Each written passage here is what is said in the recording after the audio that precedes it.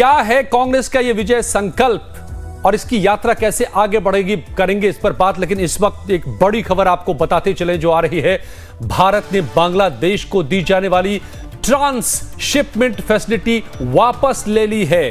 भारत का बांग्लादेश के खिलाफ ये एक बड़ा एक्शन सामने आया है। भारत के विदेश मंत्रालय ने इसकी पुष्टि कर दी है और पूर्वोत्तर राज्यों पर यूनुस के बयान के बाद यह एक्शन आया है। लगातार बांग्लादेश में भारत विरोधी जो अभियान चल रहे थे, तो अब भारत ने भी एक्शन का दौर लगता है कि शुरू कर दिया है। और भारत ने इसके तहत जो पहला एक्शन लिया है कि ट्रांसशिपमेंट फैसिलिटी वापस ले ली है।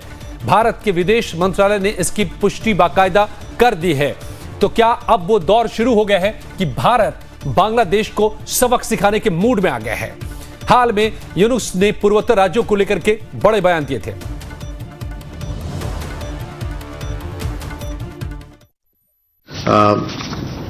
This was a facility that was extended to Bangladesh in 2020. The transshipment facility extended to Bangladesh had over a period of time resulted in significant congestion at our airports and ports. Logistical delays and higher costs were hindering our own exports and creating backlogs. The facility therefore has been withdrawn with effect from 8th April 2025. And let me clarify here, I saw some reports. These measures do not impact Bangladesh's exports to Nepal and Bhutan transiting through Indian. तो ये आप इस वक्त जो सुन रहे थे, Randhir Jaiswal MEA के प्रवक्ता, भारतीय विदेश मंत्रालय के प्रवक्ता ने साफ तौर पे कहा कि कंजेशन की वजह से, भीड़ ज्यादा होने की वजह से ये ट्रांसशिपमेंट की सुविधा को वापस लिया जा रहा है। ये भी समझिए कि ट्रांसशिपमेंट की सुविधा क्या है। ट्रांसशिपमेंट की सुविधा का मतलब कि भारत और बांग्लादेश आपस में अपने पोर्ट को साझा करते थे अपने आयात निर्यात के लिए और कारोबारों के लिए, लेकिन अब यह सुविधा भारत ने वापस ले ली है। राजेश सिन्हा साहब हमारे संवाददाता मेरे साथ जुड़ गए हैं, हमारे वरिष्ठ सहयोगी। राजेश जी, ये क्या बांग्लादेश पर हम लोग लंबे समय से बातें करते रहे और बांग्लादेश का जो रवैया दिखता रहा है, तो क्या भारत ने अब जवाब देने की ठान ली है? ये पहला जवाब है भारत का। देखिए, आधिकारिक तौर पे तो जब फॉरेन ऑफिस की जब ब्रीफिंग हो रही थी, जो अभी हम दर्शकों को सुना रहे थे, उसमें तो भारत सरकार ने ये कहा है कि चूंकि वहां पर बहुत भीड़ भाड़ हो जाती थी बंदरगाहों पे, तो जो भारत के जो निर्यातक हैं उनको दिक्कत होती थी, उनका जो कॉस्ट बढ़ता था, उनको डिले होता था अपने सामान को, अपने गुड्स को बाहर एक्सपोर्ट करने में।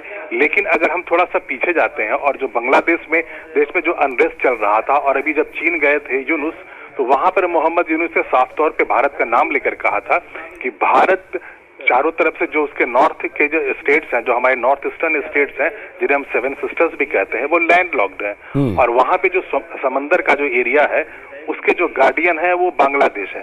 तो जाहिर है वो ये धमकी दे रहे थे कि जो आपका जो समुद्र का रास्ता इधर का पड़ता है, उधर हमारी मर्जी के खिलाफ आप नहीं जा सकते हैं। तो भारत ने बिल्कुल प्रतिकार किया और कड़ा जवाब दिया है। और 2020 से जो सुविधा बांग्लादेश की सरकार को मिली हुई थी, वहां के व्यापारियों को जो मिली हुई थी कि भारत के अलग अलग बंदरगाहों पे या परिवहन का कोई भी रास्ता हो, एयरपोर्ट हो या ट्रांसपोर्ट के सहारे अगर कोई भी सामान बांग्लादेश के जो व्यापारी थे वो भेजते थे बाहर के देशों में, उसे 8 अप्रैल से वापस ले लिया गया है। तो इसका सीधा मतलब यह है कि अब बांग्लादेश का जो माल है वो कोलकाता, मुंबई और चेन्नई के बंदरगाहों से या लैंड के मान लीजिए कि हाईवेज के रास्ते से नहीं जा पाएंगे। अब वो एक्सपोर्ट दूसरे देशों में भारत के रास्ते नहीं कर पाएगा। हाँ, यहाँ पर एक राइडर है जिसमें नेपाल और भूटान में अगर बांग्लादेश के व्यापारी अगर भारत में भूमि के रास्ते, यानी कि अगर वो हाईवे से अगर ले जाना चाहें तो वो उन्हें परमिशन रहेगी। लेकिन अगर आप यूरोप, अमेरिका और अफ्रीका भेजते हैं और मुंबई पोर्ट से भेजते हैं, कलकत्ता पोर्ट से भेजते हैं, तो वो जो ट्रांजिट की जब सुविधा है वो वापस ले ली गई है। और इसकी टाइमिंग बता रही है कि ये कदम भारत का आया है तब जब बांग्लादेश का बड़बोलापन खत्म नहीं हो रहा है और भारत विरोधी जो कदम लगातार